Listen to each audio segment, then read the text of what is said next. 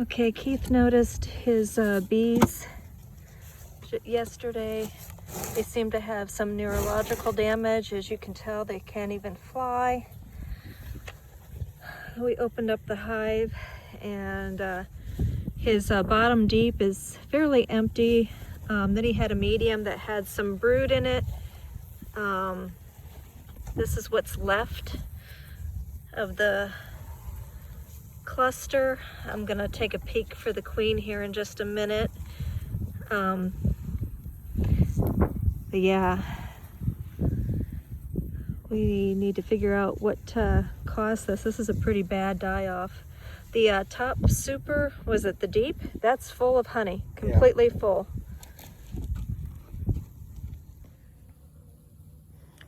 Okay, so this is about 90% of the bees in the hive. The interior, they were all mostly on the bottom board. I found the queen inside. She's dead. She was moving a little bit when I found her, but so this is new damage. And we think that it was a spray that might have come from the south, because this is his most southern hive, and hives that are probably about 50 to 75 yards north of here have some damage to them, but the inside of the hives are not hurting. The baby bees, the queens, everything on the inside is doing fine, and it's more of a maybe a 20% die-off of forage bees, not the inside nurse bees or the queen. The queens are fine, and nobody inside is acting like they have neurological damage unless they're older. Oh, this is the struggling buckfast hive. This is just breaking my heart right here. Oh my goodness. Yeah. Hi, it's Monica.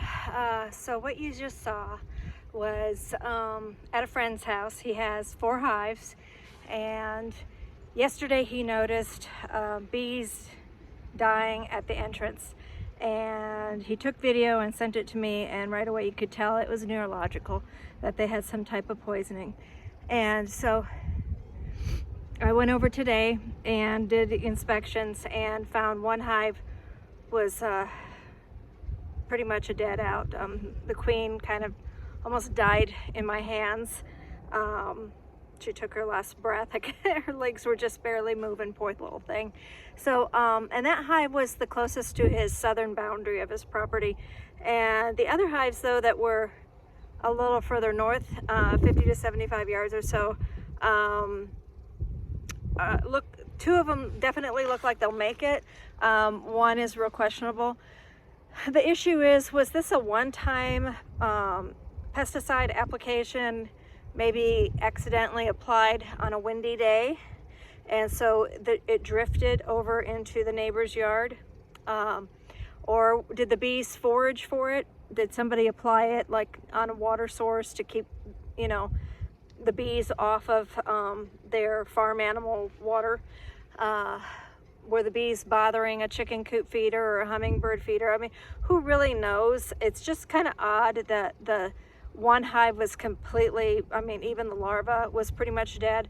So it just seems as though the main brunt of the pesticide happened like on the south side, and then it affected the hives differently that were further away. So will those other hives make it? It's hard to say. Will the bees continue foraging at a possible pesticide location? Or, like I said, is it a one-time use? So we don't know exactly yet for sure if they're completely out of harm's way. Some do recuperate from this. It is a pretty big blow to the gut for the beekeeper. It's hard to watch your bees die like this. So the big key here is education. Educate your friends, your family, your neighbors. Pesticides aren't going to go away. We can't seem to stop it. The lobbyists, the big companies, the big corporations, they seem to got their little hands in every aspect of it. They even have their hands in the nonprofit organizations. So be aware of that. Whenever you're, you know, a lot of people want to give money. I give you money to save this, or do this to save that. And they want to they feel better it feels good to give money. So when you do that, don't just blindly hand the money over.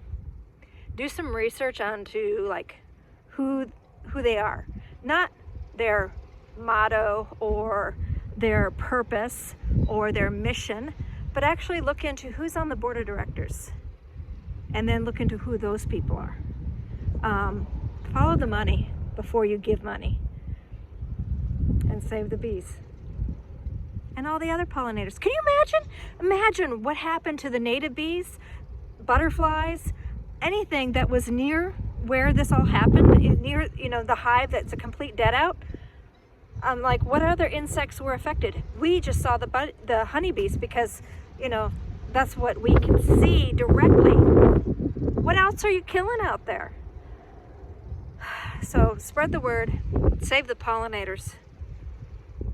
Save the pollinators.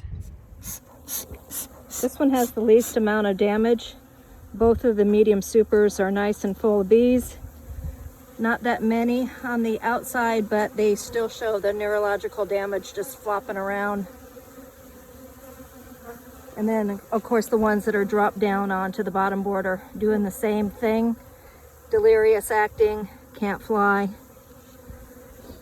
But the young bees seem to be doing well.